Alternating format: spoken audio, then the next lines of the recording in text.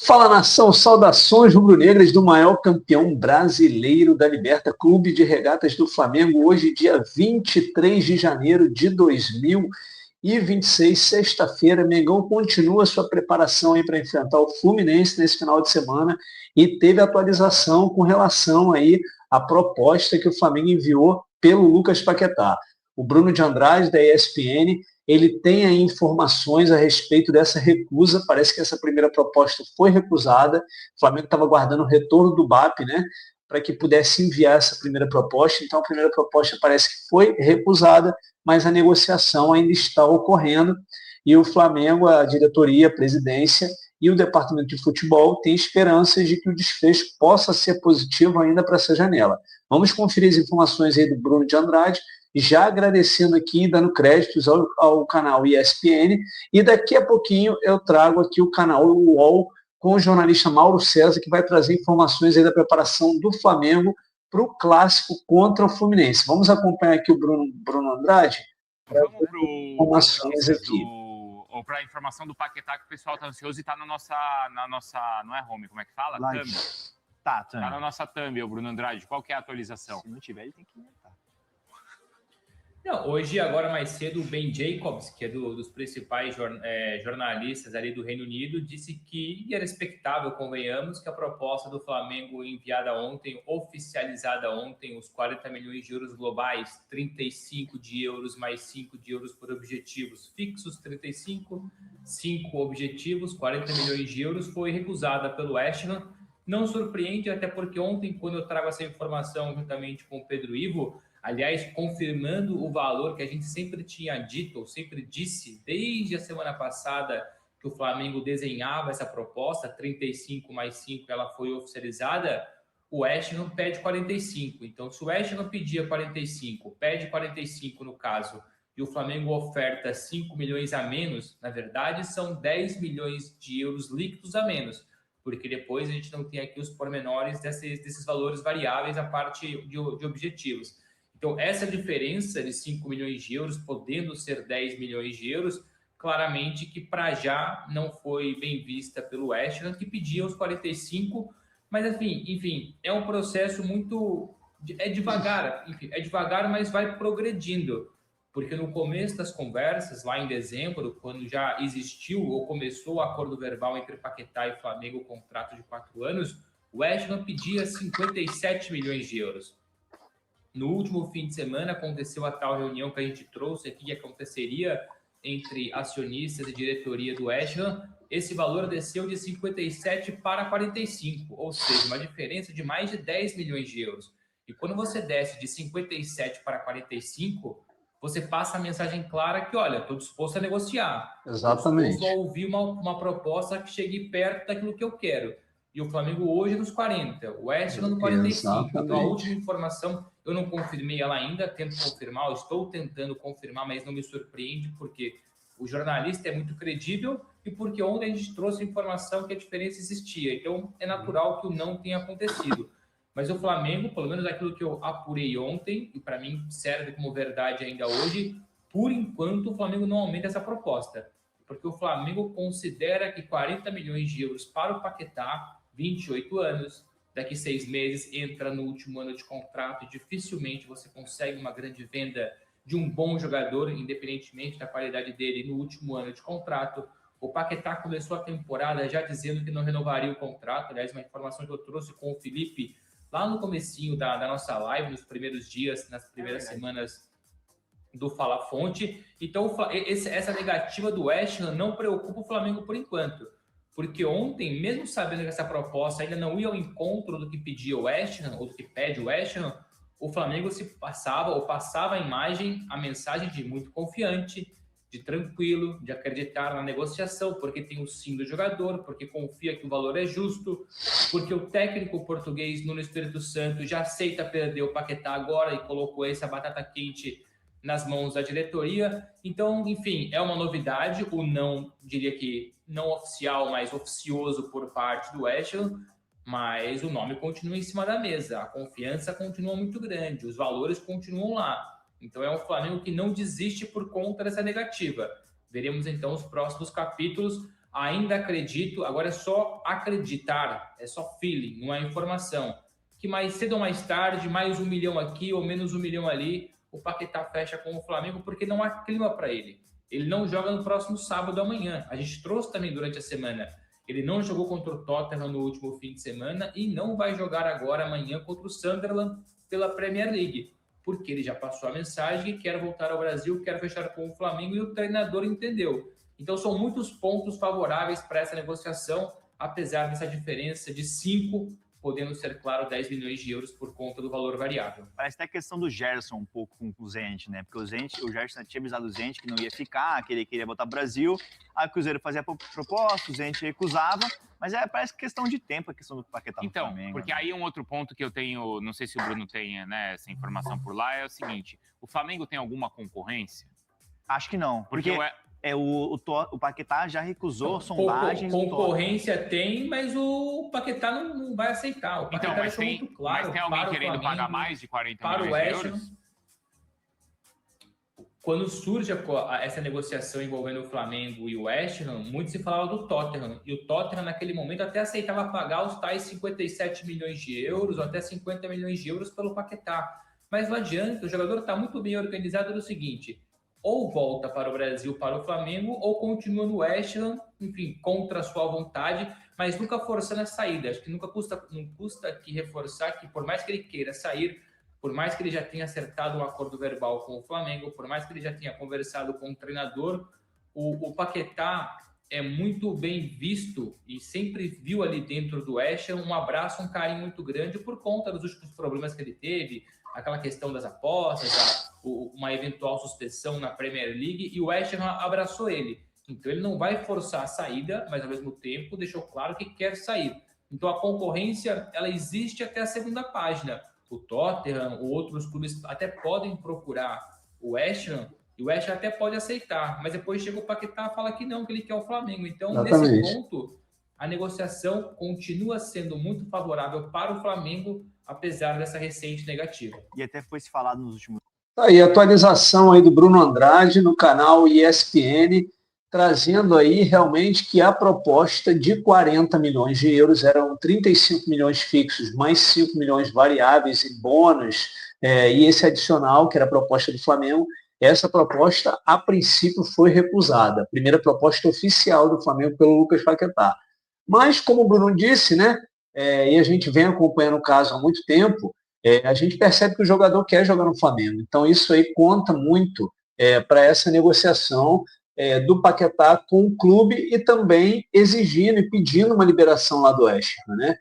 Isso é muito importante. Não é à toa que a primeira pedida do West Ham eram 57 milhões, o West Ham já deixou claro que ele aceita 45 milhões, a proposta do Flamengo gira em torno de 40 milhões, então a gente acredita que, de repente, uma terceira proposta aí de 42, 43, algo do tipo, né, colocando até um pouco mais de bônus variáveis, possa fazer com que essa proposta seja aceita, a segunda proposta. Vamos ver se o Flamengo vai se movimentar nesse sentido, mas a gente acredita que o Paquetá é uma oportunidade, porque o jogador ainda tem 28 anos, o jogador quer jogar no Flamengo, no meio do ano tem a Copa do Mundo, então o cenário é muito favorável para que o Paquetá possa vir a ser aí jogador do Flamengo ainda nessa janela desse início de ano.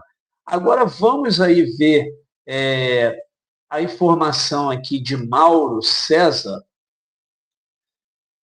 Vamos ver aqui a informação de Mauro César, que ele fala um pouquinho do clássico e da preparação do Flamengo para enfrentar aí o Fluminense nesse final de semana. Vamos aqui com o vídeo do canal UOL, jornalista Mauro César. E agora domingo? A história é diferente, o Flamengo vai como, o Fluminense vai como? O Fluminense também tem a sua participação no Brasileiro na quarta-feira, né? E não está na situação difícil do Flamengo no Campeonato Estadual. O Flamengo acho que vai repetir mais ou menos o time de quarta, né?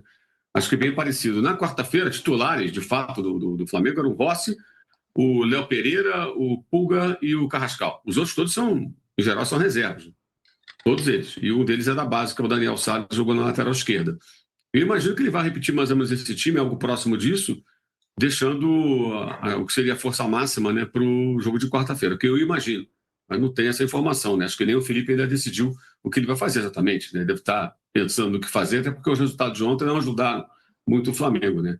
Carioca, um grupo joga contra o outro, então uma rodada pode ser um desastre, pode ser uma maravilha, dependendo do que acontecer. Você vence, os outros perdem, ou você vence, perde, os outros ganham, pode acontecer qualquer coisa. Eu acho que também ali na quarta-feira foram 2 finalizações do Vasco, né? Uma não entrou na estatística por impedimento marcado, mas eu acho até que não estava, que foi bola na trave, e a outra é essa do GB, em que ele perdeu o gol.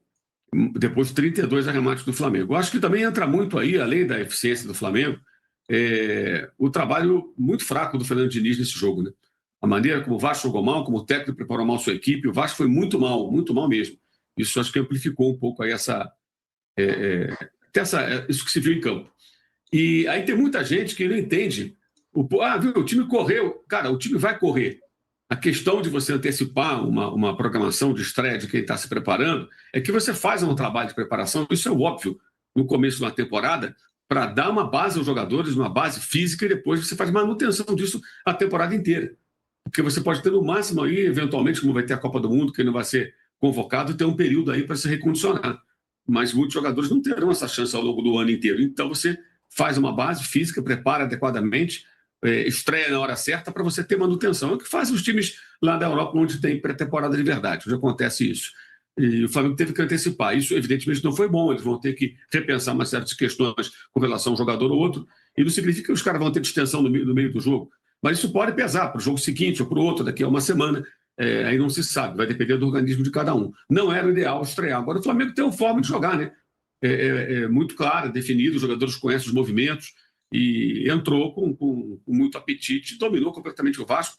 Os números são assustadores. Os últimos 35 jogos, o Flamengo venceu 20 e o Vasco venceu 2. Isso é bizarro. Eu duvido que em qualquer parte do mundo exista uma rivalidade, ou 2 rivais do mesmo porte, 2 times grandes, né? Porque tem rivalidade que, assim, o tal time é rival do outro, mas um é maior, o outro é menorzinho, não vê tanto como rival. Você pega até em Manchester. O City ele é um rival do United de pouco tempo atrás, mas historicamente o rival do Manchester United é o Liverpool. Você dificilmente vai encontrar eu duvido que encontre, vai ser muito difícil. E 2 rivais que são considerados no seu país times grandes, né, tradicionais, campeões, de enormes torcidas, com uma disparidade dessa. Agora, você falou o Fluminense é diferente. O Fluminense encara o Flamengo. Ele perde, ele ganha do Flamengo. Ele ganhou o final, 2 finais estaduais do Flamengo agora há poucos anos. Ele venceu o último Fla-Flu por 2-1, naquela pataquada do Rossi, ganhou o jogo, e jogou melhor. Então é outra história. O Fluminense sempre é diferente, mas eu imagino que o Flamengo joga com um time parecido. Eu tenho ficado espantado um pouco, Tino, com algumas sugestões estapafúrdias que nascem a partir desse imaginário domínio do Flamengo, que você repete toda hora, que ele, na verdade, não existe. O Flamengo ganhou os 2 campeonatos ano passado, mais importantes, mas ele não ganhava o Brasileiro há alguns anos, ele não ganha a Libertadores todo ano. Não é assim. Ele faz fases de grupo da Libertadores ruins, corre risco de rebaixamento. O Flamengo pode ser que venha a ser dominante, não sei se vai ser, mas ele não é tão dominante assim como você fala. Tá? Ele está numa fase muito boa, ele pode até conseguir chegar nesse patamar, mas não chegou. Mas o que me espanta é que surge uma preocupação com relação a esse possível domínio. E essa preocupação, em outros momentos de domínio de outras equipes, de outros clubes, ela não existia. Ela não existia. Nos tempos do domínio do São Paulo, do Corinthians, do Palmeiras, da Parmalat, por exemplo, não existia. Nunca existiu. E agora fica esse discurso, não, tem que reequilibrar, temos que encontrar maneira de equilibrar. Isso é defender os incompetentes gestores que colocam times como o Vasco no buraco. Lembrando que o Vasco é um time de recuperação judicial que está vendendo o Ryan por 35 milhões de euros e contratando 2 jogadores do exterior, o Brenner e o Rinestrosa. O Rinestrosa estava já dentro do Boca Juniors praticamente, o Vasco foi lá e atravessou o time argentino. Ou seja, ao mesmo tempo que o Vasco oferece deságios de 90%, 92% para os seus credores, como o Valdir Bigode, ele contrata jogador em recuperação judicial e não usa o dinheiro que vai arrecadar com a venda do seu principal jogador para pagar parte das suas dívidas. É por isso que o Vasco está nesse buraco. E é por isso que o Flamengo amassa o Vasco. A explicação está fora do campo, vem lá de fora do campo. Um clube tomou vergonha na cara, passou a ser bem gerido e passou a ter dinheiro, organização, pagar em dia, não ter o credor batendo na porta cobrando, poder contratar melhores jogadores, e o outro vive nessa roda viva maluca, independentemente de quem está no poder. Sai presidente, entra SAF, entra outro presidente. São 2 ex-presidentes ex-jogadores. O atual é isso aí, galera. Formação aí do Mauro César Pereira, falando justamente aí da questão da preparação do Flamengo para o Fla-Flu. Ele acredita que o Flamengo vai vir com o mesmo time que enfrentou o Vasco, né? Felipe Luiz é à beira do gramado, alguns titulares do elenco principal já ganhando minutagem, ganhando rodagem, e o Mauro César abordou também essa distância brutal que ocorre hoje entre Flamengo e Vasco, né? O Fluminense, como ele bem falou, o Fluminense ainda enfrenta o Flamengo de igual para igual, ainda entra em jogo, ainda consegue vencer o campeonato, como o Mauro falou, vence confronto, até em erros do Flamengo também, mas enfrenta o Flamengo. Agora o Vasco não, realmente tem uma distância, uma disparidade muito grande, como ele bem colocou, nas últimas 35 partidas aí, entre Flamengo e Vasco, o Vasco só conseguiu vencer 2 vezes, então realmente é muito pouco, né, para uma rivalidade criada com base nessa disparidade muito grande entre as duas equipes. Então é isso, pessoal. O vídeo de hoje, então, a gente abordou essa questão da negociação e da recusa pelo West Ham da primeira proposta que foi enviada pelo Paquetá, e falamos também da preparação do Flamengo na análise do canal UOL e na análise do canal ESPN a respeito da negociação do Paquetá. Então, já deixando os créditos aí aos 2 canais e os agradecimentos à ESPN e o canal UOL. Para você que ainda não se inscreveu no nosso canal, está aqui, ó. Inscreva-se no nosso canal. Você pode ler aqui, a informação está aqui embaixo. Esse é o canal Pauta do Mengão React, com esses vídeos maiores, onde a gente faz uma análise do noticiário do Flamengo, e o Pauta do Mengão, @Pauta do Mengão, aqui no YouTube também, onde é um canal mais focado em vídeos curtos aí, algumas edições também que eu faço e disponibilizo lá para vocês, beleza? Valeu, galera, tamo junto, fiquem com Deus, que Deus abençoe, um bom final de semana a todos vocês aí. Valeu, nação!